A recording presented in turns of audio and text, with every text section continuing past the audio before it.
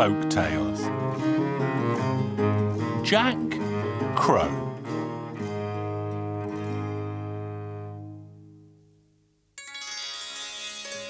Once upon a time, a very long time ago, there lived an elderly couple who had nothing in the world except a young son they called Jack Crow.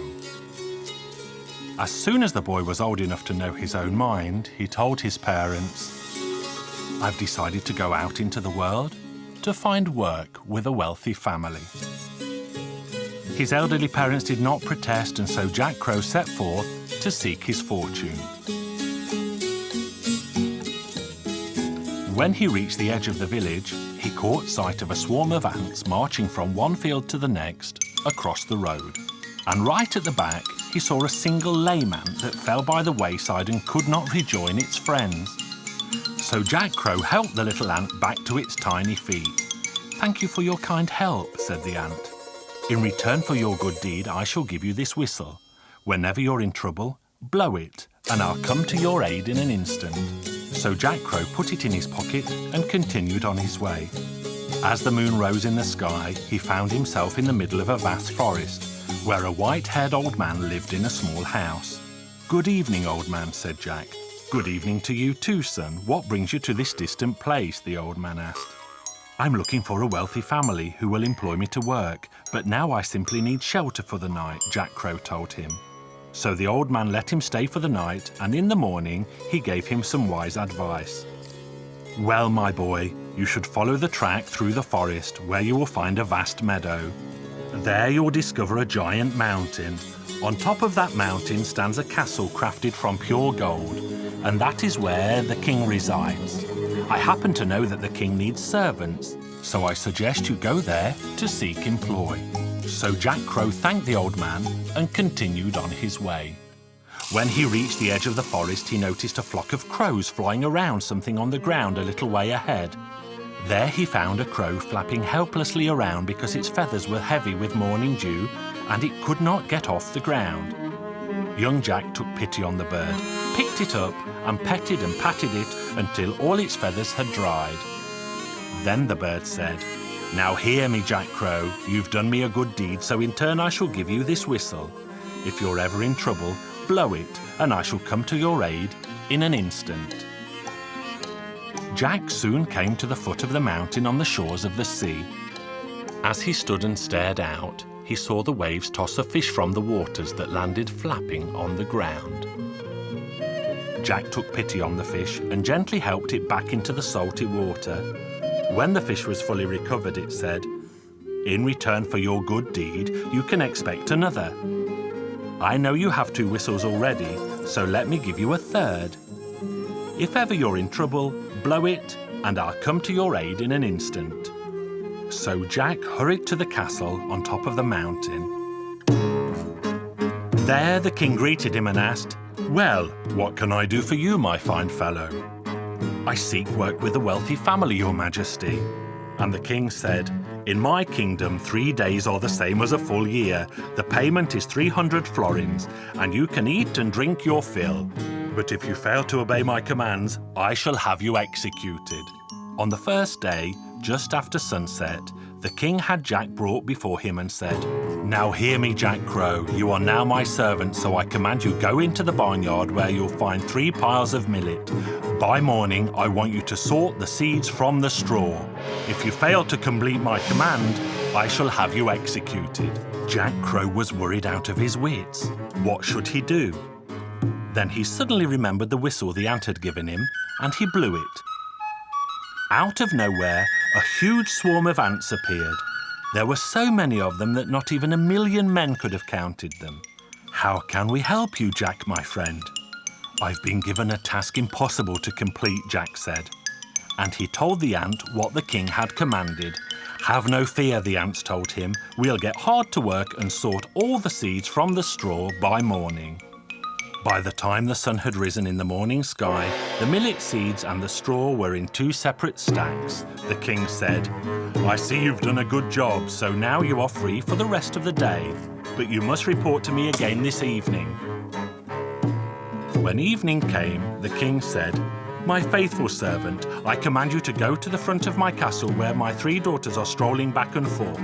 I want you to make sure they come to no harm. If you fail your task, I'll have you executed." Jack did as he was bid and sat down in front of the entrance to the castle to keep watch over the 3 princesses. And as Jack sat there, he grew so bored and tired that he fell fast asleep. And the 3 princesses turned into crows and flew away. Young Jack woke with a start to see the girls had vanished. He was worried out of his wits until he remembered the whistle the crow had given him. He blew the whistle and a flock of crows arrived. "How can we help you, friend?" "I'm so very sad because I have a task impossible to complete. The king commanded me to watch over his 3 daughters, but I dozed off and all 3 princesses vanished," Jack replied. "Fear not," the crows told him, "we shall find them for you. Climb up on my back and we'll fly off in search of the 3 lost princesses." So Jack climbed onto the crow's back and they flew off into the distance, but the princesses were nowhere to be found. So then they flew behind the moon, where they saw the princesses in the shape of crows.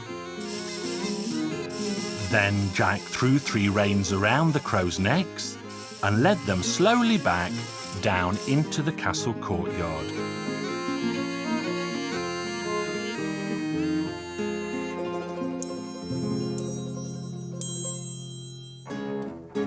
On the evening of the 3rd day, the king again ordered that Jack be brought before him. The king said, "I command you to go and find the gold ring which fell off my finger today and rolled into the sea.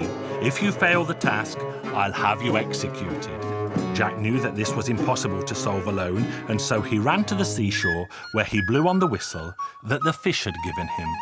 A shoal of fish appeared in an instant and asked, "How can we help you, friend?" There Jack Crow quickly told them what he had been commanded to do. "Don't worry, friend," said the king of the fish. "We shall do our best to find that ring for you." The fish searched and dawn was almost breaking, but they still had not found the ring, until they found it in the belly of an enormous goldfish. "Well, my faithful servant," said the king, "you've done an honest job of serving me. In return, I will give you the hand of one of my daughters in marriage, half of my kingdom, and 3 cartloads of gold for good measure." However, Jack Crow did not want to marry and did not want half the kingdom, for all he wanted was the gold, and the king happily gave it to him. Jack Crow drove the 3 carts home to his beloved parents, where they ate good food and drank fine wine, and all lived happily ever after.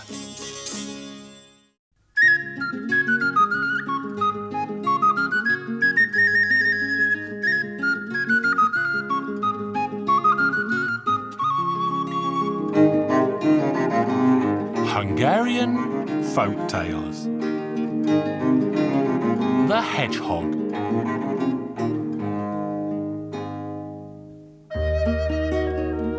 Once upon a time, there lived a merchant, a king, and a poor man.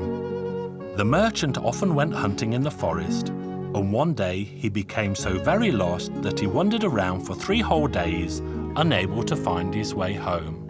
He said, "Oh, if only someone would show me the way out, I'd give him the hand of the most beautiful of my 3 daughters in marriage and 3 sacks of gold. I'll show you the way out if you follow me." The merchant looked down at his feet and saw a snuffling hedgehog. Then the merchant was forced to promise the hedgehog his most beautiful daughter's hand and 3 sacks of gold if he will lead him out of the forest. Then the hedgehog set out, followed by the merchant, and they reached the edge of the forest in no time. The following day, the king also went hunting in the forest, and he also got lost, much like the merchant the day before. The king said, "If only someone would show me the way out, I'd give him the hand of the most beautiful of my 3 daughters in marriage, along with 3 carts of gold." "I'll show you the way out if you follow me." The king looked around to see where the voice was coming from and then saw the hedgehog by his feet.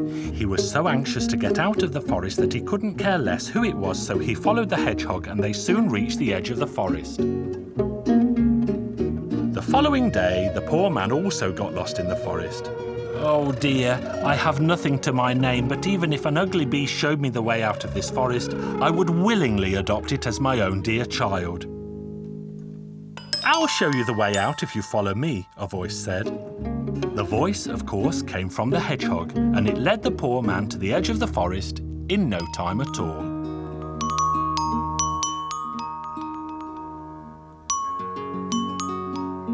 Time passed, and the merchant, the king, and the poor man had almost forgotten about the little hedgehog. One night, after the poor man had gone to bed, someone knocked on his window.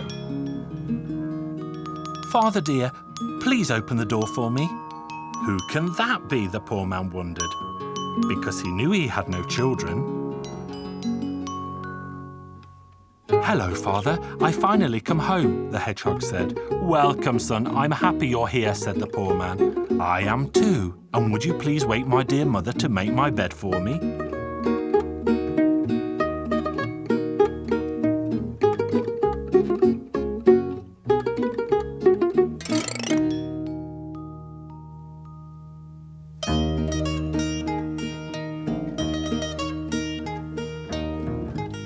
"Father dear, do you have 2 pennies?" the hedgehog asked. "Yes, I do, my son," said the poor man. "Well then, please go into town, and in the marketplace you'll find a very old lady selling a black cockerel." "Buy it for me," said the hedgehog. "Then go to the saddler, who has a worn-out saddle, and buy that for me too." So the poor man went into town, bought the black cockerel and the worn-out saddle, and took them home, where the hedgehog saddled the cockerel, climbed up onto its back, and rode away as fast as the wind. The hedgehog didn't stop until it reached the home of the merchant, where it said,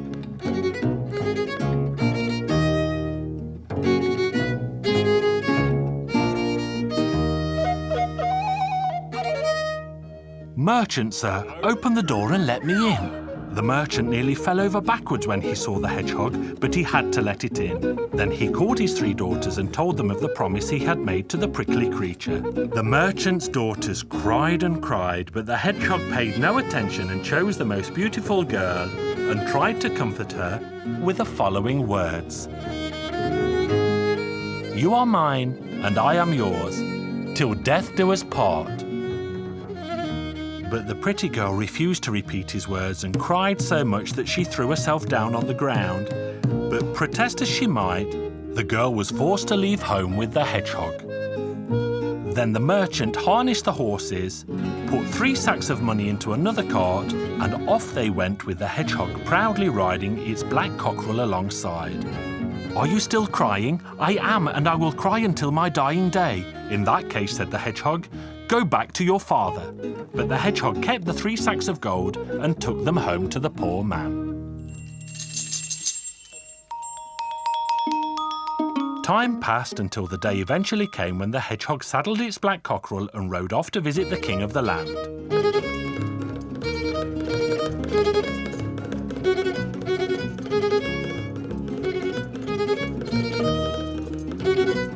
The hedgehog told the king why it had come, hoping the king remembered his promise. "I only wish I had forgotten, but I haven't, and I always keep my word," said the king.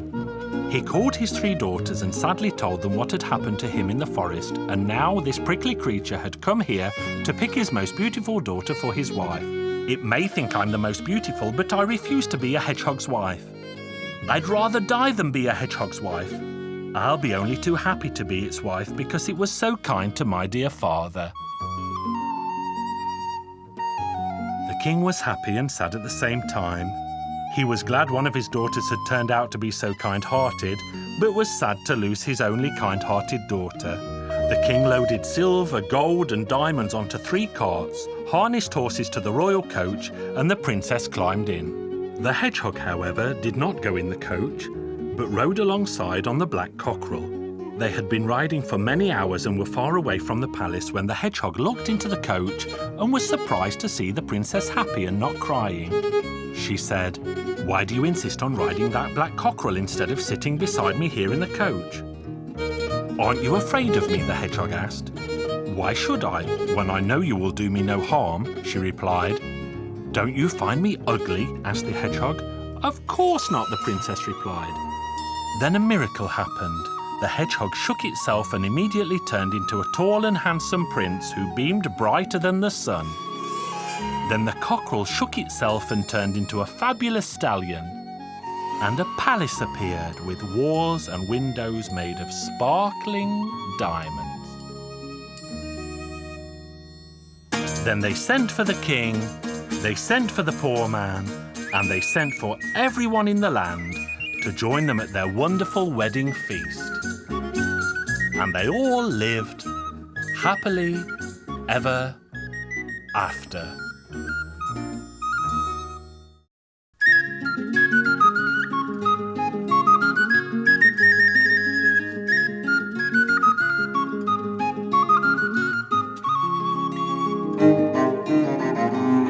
Hungarian Folk Tales. The Poor Man's Vineyard.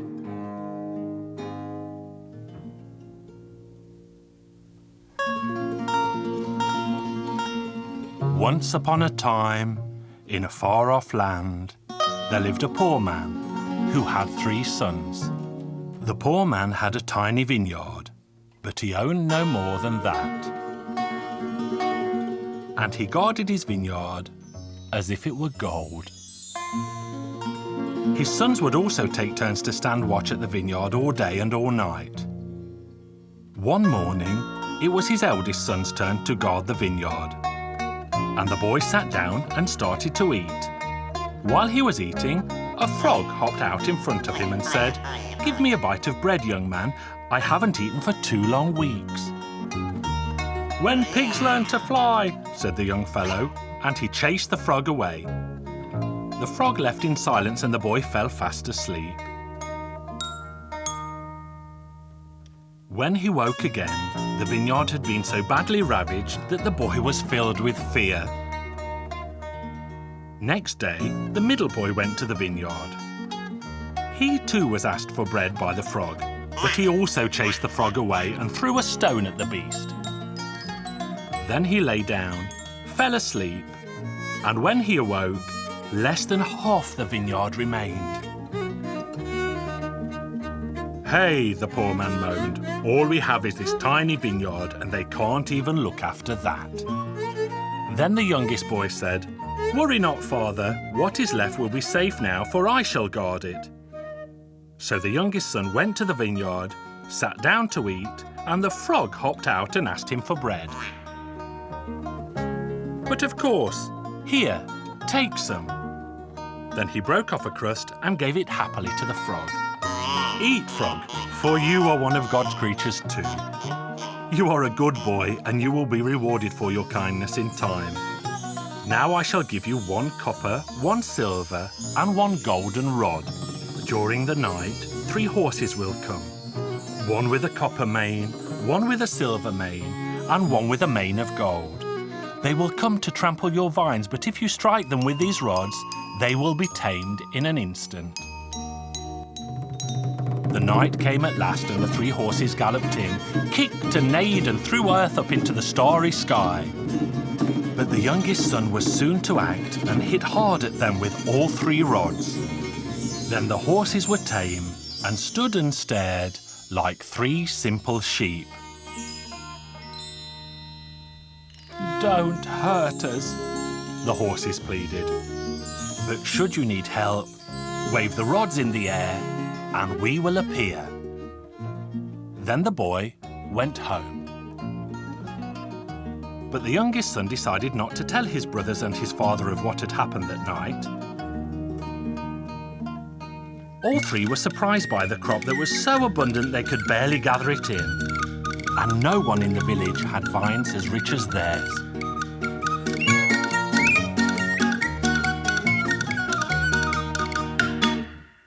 Time passed slowly by, and one day the king decided to erect a pine tree outside the church. Then he placed a golden sprig of rosemary atop the pine tree and told the world that he would give his daughter's hand in marriage to the first man who could snatch the golden rosemary from atop the pine tree. All manner of men tried their hand, but none could jump higher than half the height required. And when all of them had crept away in shame, a fine fellow appeared on a copper-haired horse. He wore a copper helmet so his face could not be seen.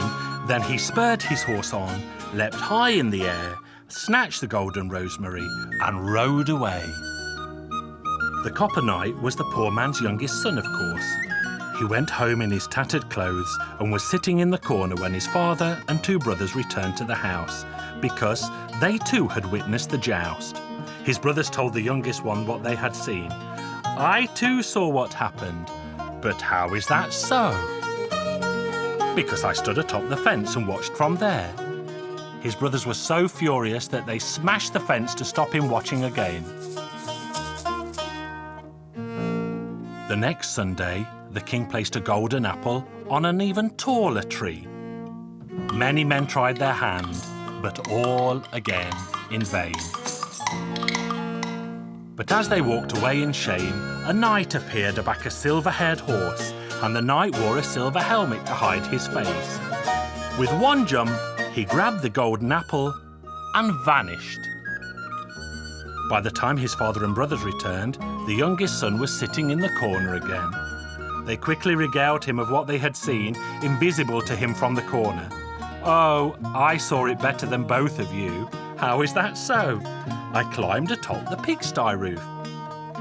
The brothers were so furious that they tore the pigsty down to stop him watching from there again. The third Sunday came, and the king put a golden scarf atop the tallest pine tree. And it was the poor man's youngest son who again snatched it off. He escaped and recognised again because he rode a golden-haired horse and a golden helmet to hide his face. At home, the brothers both bragged of what they had seen. "I saw it better than both of you." "How is that so?" "Where from?"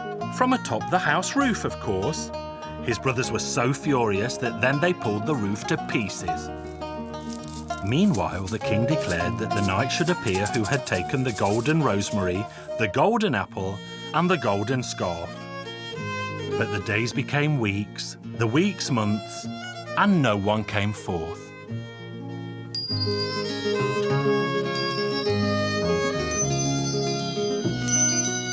Then the king summoned all the men in the land to his palace. But the famous knight was still not among them.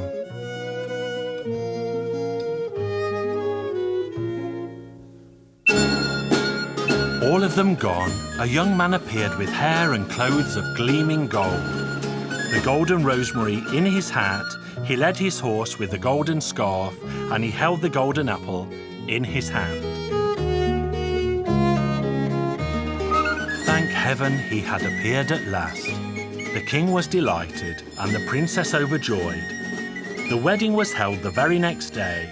The king gave the golden knight half of his kingdom, and they all lived happily ever after.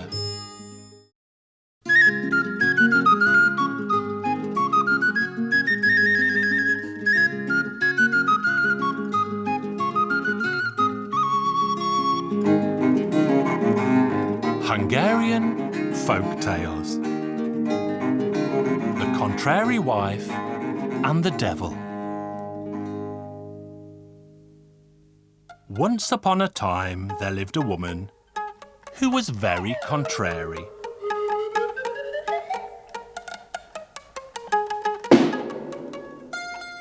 One day her husband told her to take his lunch to the field an hour early. So instead she took it out an hour late. Another time he told her to take better food out to him, but instead she took worse. Eventually her husband learned to make his requests backwards and said, well, wife, do not bring stuffed chicken and pancakes to me today, because they are not the kind of food to eat out in the field.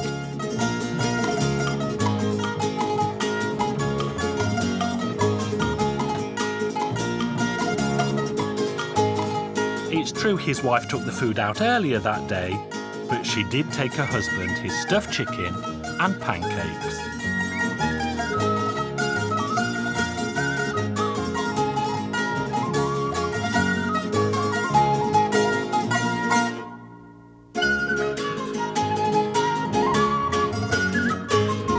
next day, her husband got hard to work and dug a deep pit at the end of the field. And the farmer's wife came to him with his food for lunch.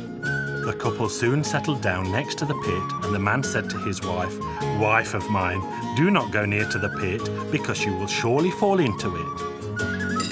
But the man's wife still ventured close to the pit. "Wife of mine, take care and do not fall into the pit." But the man's wife fell right to the bottom of the deep pit. Hey!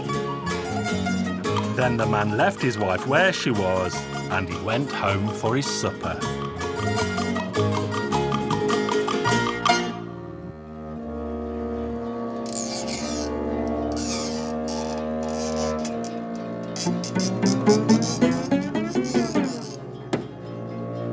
The contrary wife tried hard to climb out of the pit, but it proved pointless. "I would even thank the devil if he got me out of here." "Well, here I am," the devil said to the wife. "I came to get you out. Climb onto my back." So the wife climbed onto the devil's back, and he pulled her out of the pit. Then the devil said to her, "Now you can get off." And the woman said, "I will not." So the devil said, "Then take good care, because you will soon fall off." And the devil began to dash madly around the land. Soon the devil grew tired, and he said to the woman, "Get off my back this minute." And the woman said, "No, I will not."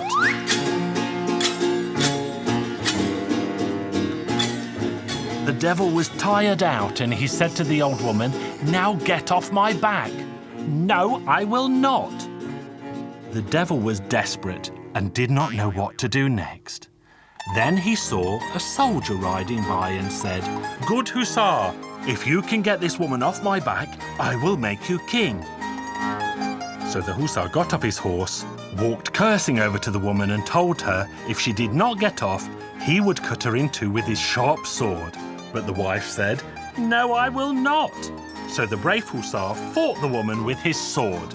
"Get off his back, good woman, or I will end your life." "No, I will not." Then the hussar said, "If you won't, then stay sitting on the devil." So then the woman said, "No, I will not." And she leapt off the devil's back, and the devil vanished. The hussar went on his way the following day, and the devil was waiting for him under a bridge as he planned to crown him king. The devil saw the hussar riding towards him. He poked his head out from under the bridge and shouted, "Fine hussar, the woman isn't still here, is she?" "She is not, do not fear." And as the hussar reached him, the devil said, "Now I will make you king. You must go to the king's daughter, and during your journey I will possess her soul. And then her hand will be promised to the man who can drive me out of her. But no one will be able to do this, only you. You simply have to say, 'Jump out, because I want to take her.' But should I possess another of his daughters, you must not drive me out, for then I will possess you, and you will never be free of me again." So now the hussar travelled to the town where he heard the news that the king's daughter had been possessed by the devil.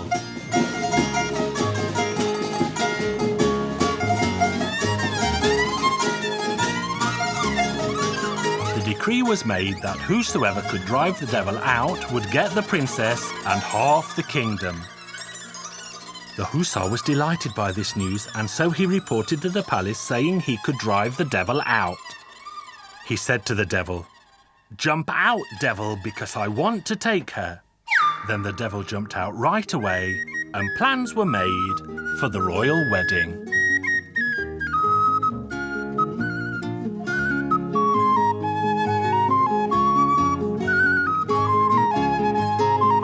Years passed, and the news came that the devil had now possessed the king's second daughter.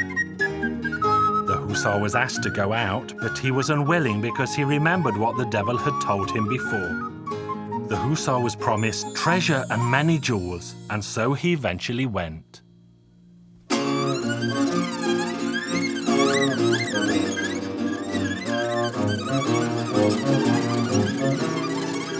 There he said to the devil, "Devil, jump out of there too, because I want to take her."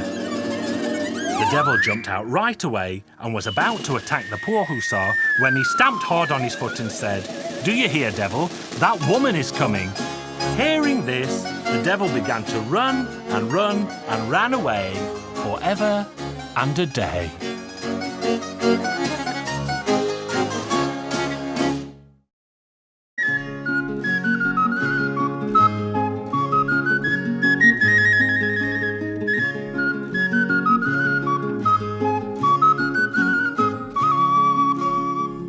Hungarian Folk Tales. The Gold Coin and the Hat.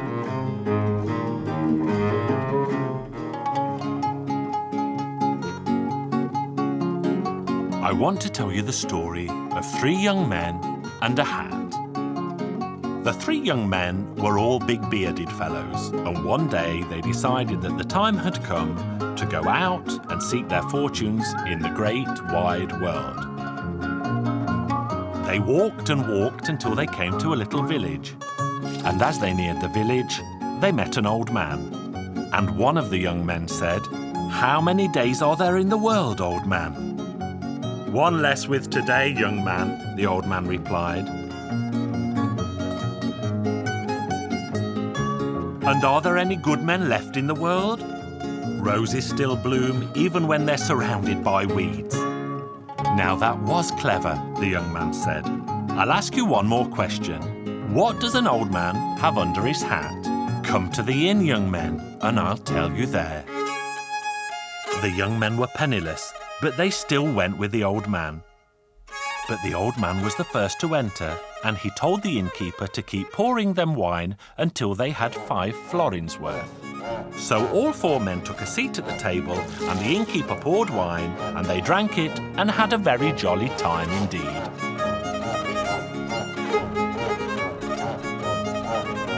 But when they had drunk 5 florins worth, the innkeeper stopped serving them and politely asked, "Now, gentlemen, who will pay for all this fine wine?" The young men would have willingly paid, but they were penniless. "So then the hat will pay," the old man said. And he took off his hat, shook it, and a gold coin fell out. The young men were very surprised by this sight and keen to get their hands on the old man's valuable hat.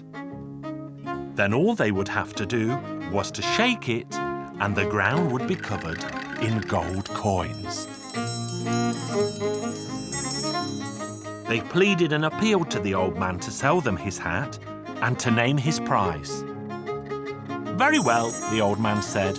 "You can see that I am indeed an old man, and so 500 florins would be enough for the few years I have left. So that is my price for the hat, young sirs."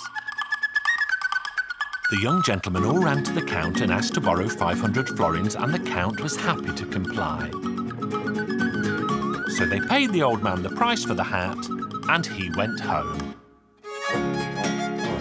Then the hearty young fellows continued to eat and drink and make merry until a very late hour that night.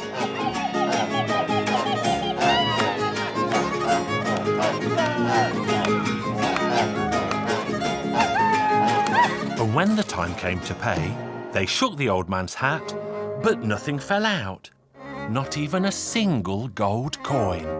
What were the poor fools to do?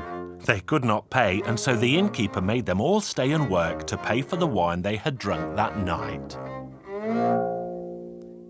The moment the innkeeper let them go, they hurried to find the old man who had sold them the hat.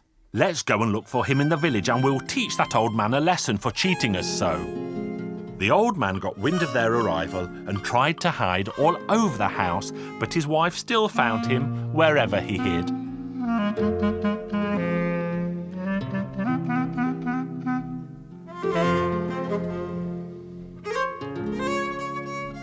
Then his wife said to him at last, "You silly old fool, don't try and hide. It's much better if you pretend to be dead. Lie on the bench and I shall put a sheet over you, and when the young men come, I shall tell them that you're dead, and they will not be able to do a thing with a dead man." So that's exactly what they did, and the wife began to weep for her dead husband. "Oh, my dearest darling husband, why did you die and leave me here all alone?" When the young men appeared, they asked the wife why she was crying so. What happened? Why are you crying, old lady? How could I not cry, my dears? My husband is lying dead on the bench and I am left here to fend for myself alone. But do not mourn his loss, for he was a terrible rogue. But then one of the young men sighted a stick in the corner of the room and he could not resist giving the old man's body a prod. Take that, you scoundrel, for the money you stole from us. Then the old man leapt up and put his hands together in thanks. Oh, God bless you, gentlemen. Behold, now I believe in the miraculous power of the stick. Listen here. I was walking in the fields one day when I saw a dead dog lying there. I prodded the dead dog with this selfsame stick and it jumped up and ran away. But now I know better than ever that this stick has the power to perform miracles. Wife, give these young men all we possess and we will keep only this stick. Then, when a rich man dies, I will raise him back from the dead and be richly rewarded for my miraculous deed. Not so fast, the young men said. We don't want your possessions, we want your miraculous stick. The old man was not willing to hand it over at first, but then he agreed. You made fools of us once before, but never again. God bless you, old man. Then the old man laughed and gave them the stick. The young men were walking back through the village when they passed the house of the Count. There they saw a hearse and 6 horses about to set off in a funeral procession. So the young gentleman asked who was about to be buried. The people told them, why, the young countess, of course. There you can see her mother, father, and handsome bridegroom standing behind the coffin. The young men did not waste a minute and ran up to the old countess. They demanded that she open the coffin that instant so they might raise the young countess from the dead. Then the old countess did as the young men said and promised them all the treasure she had if only they could bring her daughter back from the dead. So one of the young men approached the coffin and tapped the young countess lightly on the throat with a miraculous stick. She looked dead 1 minute and was alive the next. Everyone was delighted and now they would have a wedding instead of a wake. And they all ate and drank and had a very good time. The young men received a cart full of gold for their troubles and were so happy that they even gave the old man a sack of gold when they passed his house again. Strange as it may sound, they never tried their luck with the stick a second time because they still thought that the old man might have tricked them after all. So they all went back to school to complete their studies. So that is how this story ends. If you liked it, tell it to your friends.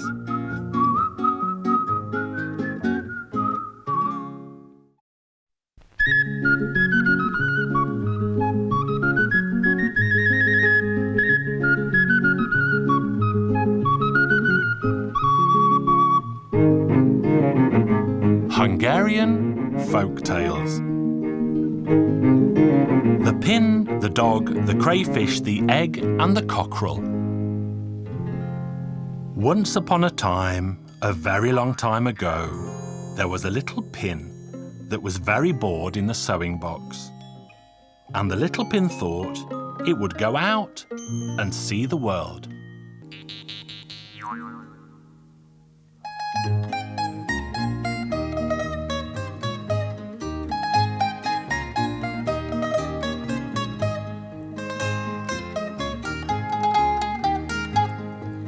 The pin walked and walked, and as it was walking along, it met a dog, and the dog said, "Where are you going, friend?" "Why, I'm going out to see the world." "Then I shall go with you too." "Please do."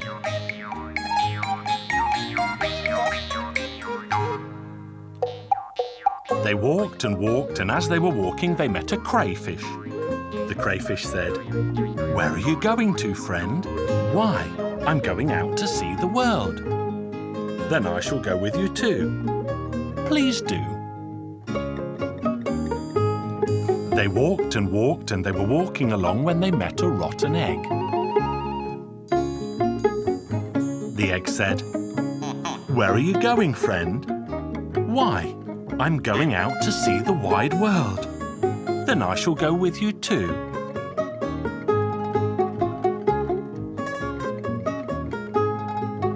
"Please do."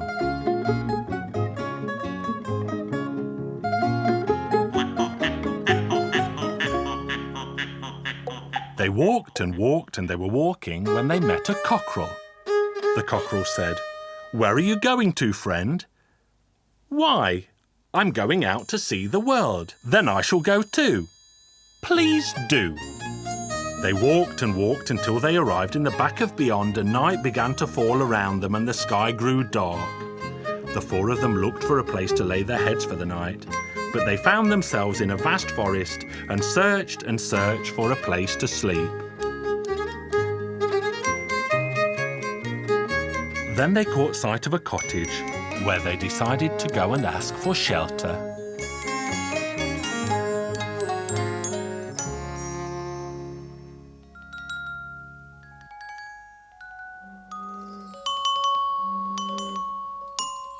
They walked into the cottage, but found that it was empty inside.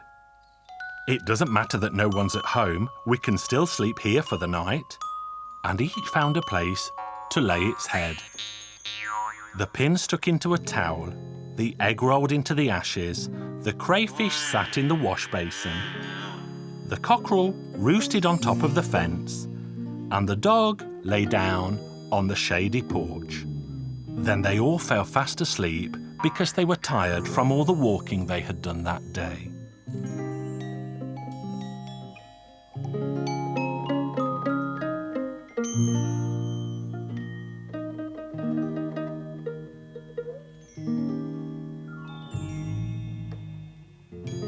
The cottage was owned by 3 foxes that had gone down into the town to steal chickens from farms as the darkness descended. Now the 3 foxes came running home.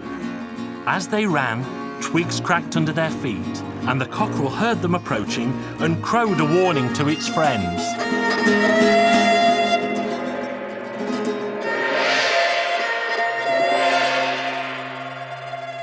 The foxes stopped for a second when they heard the crowing, but then they ran quickly on. Then the dog took notice and began to bark.